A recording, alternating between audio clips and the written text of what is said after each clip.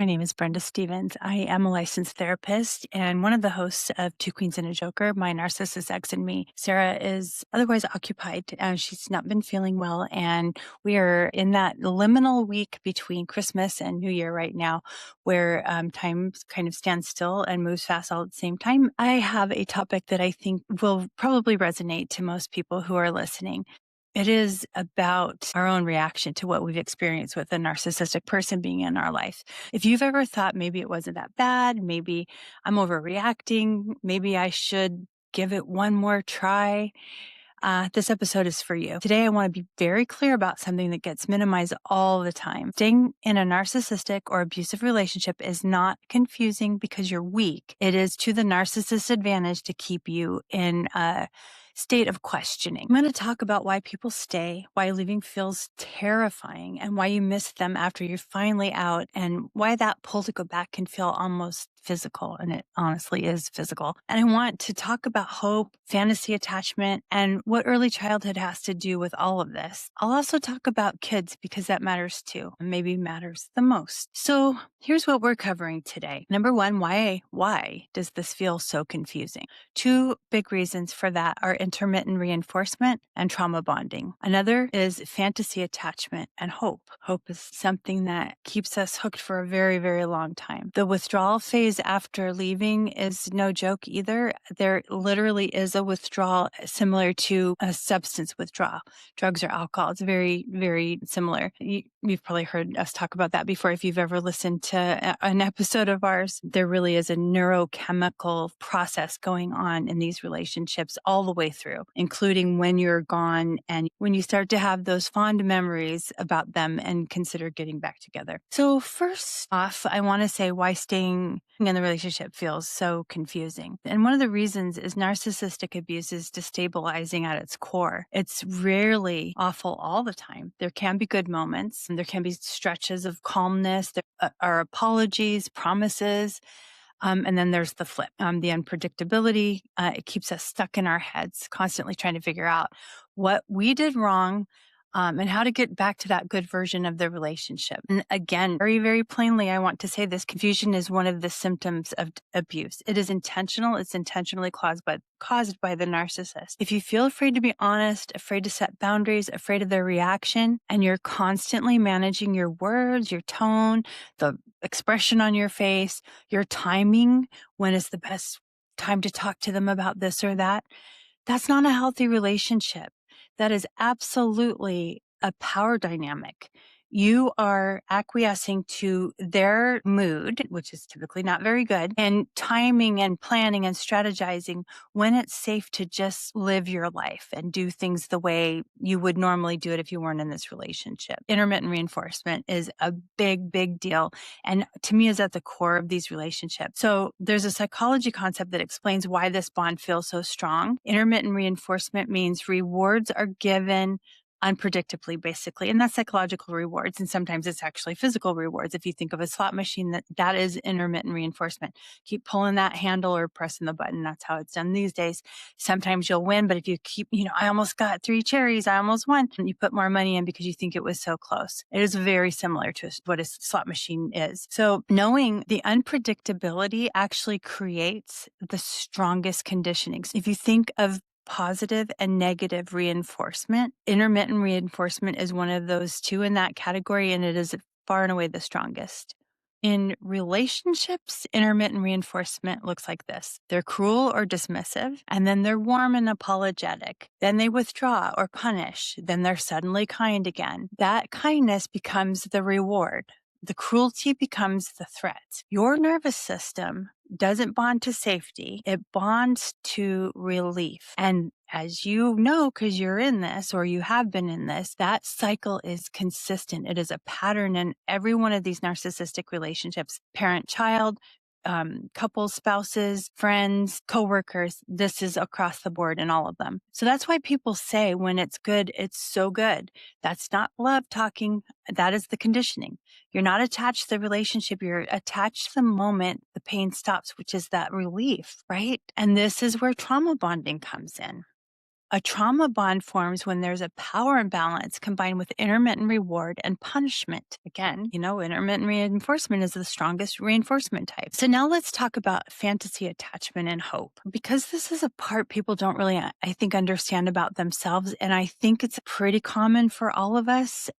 If you don't know my work, I do work with survivors of narcissistic abuse pretty much solely. This is something I see with everyone. It's what I experienced myself as a child. It's what I experienced in my romantic relationship with the person who this podcast was initially built around, or because of. It's built around Sarah and I and our bond together now, and healing from the person that we each were with at one point in our lives. I know I had a fantasy attachment to him. So let me talk about what that is. So fantasy attachment is the bond of who you needed them to be, not who they are. The fantasy parent, the fantasy partner, the version of them you kept hoping would show up consistently, and probably the version of them that they promised to be over and over again, or the future faking that they promised.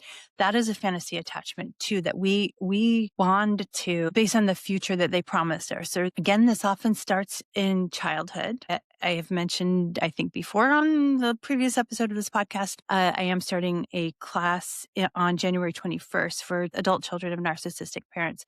And this is important. And we're going to talk about fantasy attachment in that class as well, because it is what leads us to getting into these relationships. It's what opens the door for us to be vulnerable to getting into these relationships. So as I said, this often starts in childhood when love, nurturing, and affection were inconsistent. Growing up, your nervous system learned that connection is unpredictable. So you learn to wait, to hope, to try harder, to scan for signs that love might come back. And it's a survival mode. It's a survival mode that you learned in childhood. As an adult, hope doesn't feel optional. It feels necessary. Letting go of hope can feel like letting go of oxygen. This is one of the reasons it's so hard to get out of these relationships. Here's the distinction that matters. Healthy hope is reality-based. Trauma hope is bargaining. Trauma hope sounds like if I explain better, if I'm calmer, if I don't trigger them, if I wait, that's what trauma hope sounds like. Hope becomes fused with attachment, and grieving hope is often harder than grieving the person. Hope kept you going when you didn't have power. Reality is what's going to set you free. And that means radical acceptance. It means radically accepting that you're holding on to hope of something that was never going to happen and around a person that didn't even really exist the way you believed they did. Some of us have left, some of us haven't or are thinking about it. Leaving and the pull to go back is a common thing that happens to us. The pull is strong. Once you leave, a lot of people expect relief, and sometimes they get it. Sometimes we do. But very often the first thing that shows up is panic, guilt, grief, loneliness, obsession, rumination. You can't stop thinking about them or thinking about all of the things that happen, especially when you're in a safe place. That rumination can be really overwhelming and feel like an obsession. Please keep in mind that does not mean that you made the wrong decision. It just means that your nervous system is detoxing from an intermittent reinforcement cycle. Again, if you think of it like a drug reaction, right? This is the cycle. Your brain goes and edits the replay tape. You remember the good, you minimize the bad, you start thinking maybe it wasn't abuse. And I hear that all the time, people even questioning it. Was it really abuse? But let me say this clearly. Missing them does not mean you should go back. It means your nervous system is craving the familiar. And that's a powerful thing for us. Familiarity is what got us into this relationship in the first place, if you think about it. Right? We were used to being conditioned a certain way to expect love and nurturing and all of that kind of stuff intermittently. That's what made it okay for us to be in these relationships as an adult. So this is the withdrawal phase. It passes, but it passes faster when you understand what's happening. So if you have kids, this can feel even more confusing. You might worry about breaking the family, about being dramatic, about harming them by leaving. But kids don't need a perfect parent. They need at least one regulated, reality-based adult who prioritizes emotional safety. And when you are away from their narcissistic other parent, they will now at least have one home to be a part of that is safe and calm and peaceful and doesn't have a bunch of conditions and put them in that intermittent reinforcement cycle. You are the sound parent, the peaceful parent, the parent that helps them regulate their nervous system by providing safety. So staying in the relationship teaches children that love requires self-abandonment. Leaving teaches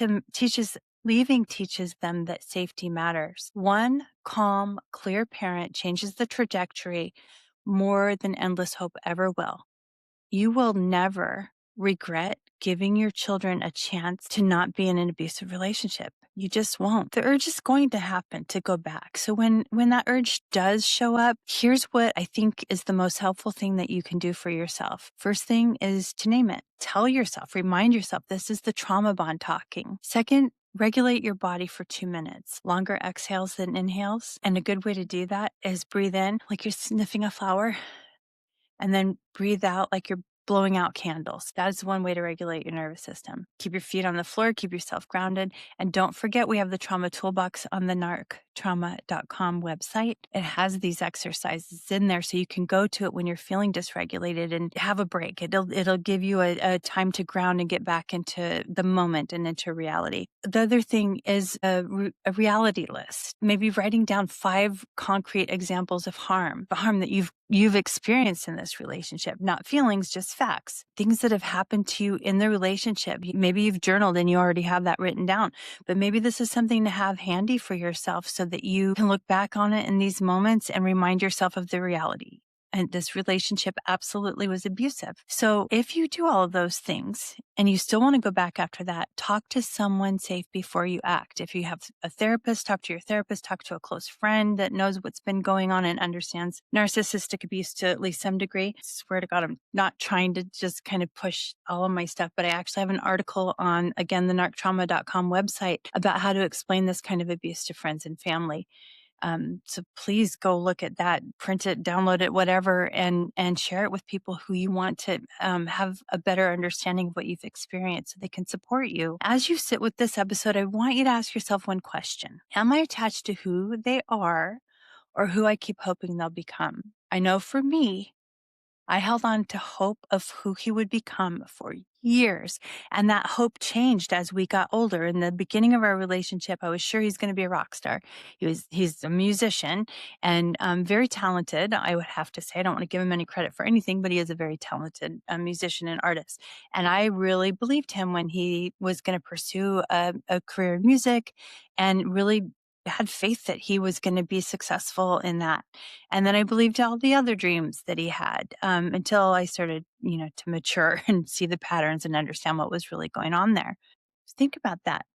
Are you attached to the hope of who they could be, or the hope that they are in minuscule little moments throughout your relationship, not consistently who they are, because consistently who they are is the person behind the mask, right? The mask is showing you a version of themselves that they want you to believe in, but the real person is what's behind that mask, and that's probably who you see most of the time.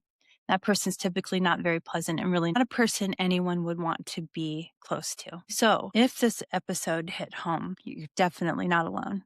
If you're in the second guessing phase, it doesn't mean you failed. It means your nervous system is catching up to your clarity, to kind of what you're understanding about what you experience now. And again, if you want structured support through this process, I have the 6-week class starting on January 21st. You can go to narctrauma.com and learn more about that.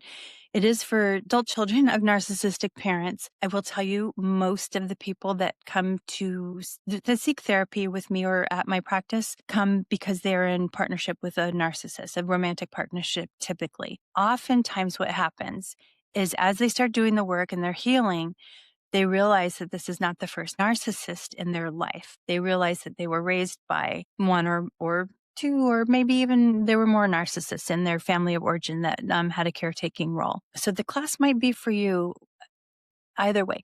If it's not, that's okay too. There's lots of resources on my website, narctrauma.com, and there will be other classes coming up. I've got a divorce class planned along with Sarah, and then I have a kind of general class that I do occasionally for survivors of narcissistic abuse, no matter what the relationship was. So these classes are coming up in the near future, and I hope you'll consider following my social media. It's linked below. So please follow. There will be information there about the upcoming classes. And resources. I'm always I post every day. So there's always something there, hopefully, that gives you a little clarity and a little understanding, really, of the reality of what you've experienced. Please do not think that you're weak if you miss the narcissist after you've left. Please don't think you're weak if you are second guessing whether you should leave, because there are a lot of moving parts here. Sometimes finances don't allow us to separate from the narcissist, and that's something to consider true. And if that's the case, then we need to be talking about boundaries if you have to stay. So please take care of yourself. And if you do leave, and if you're even thinking about leaving and feeling guilty about it, please remember there's nothing wrong for wanting a life that doesn't require you or your kids to shrink to survive. You deserve better. So thank you for listening. I hope Sarah will be back for the next one and we'll get back to our regularly scheduled programming. And I hope you found this to be helpful. Please let me know if you found it helpful. If you're interested in the class, let us know down in the comments and I will respond and give you more information.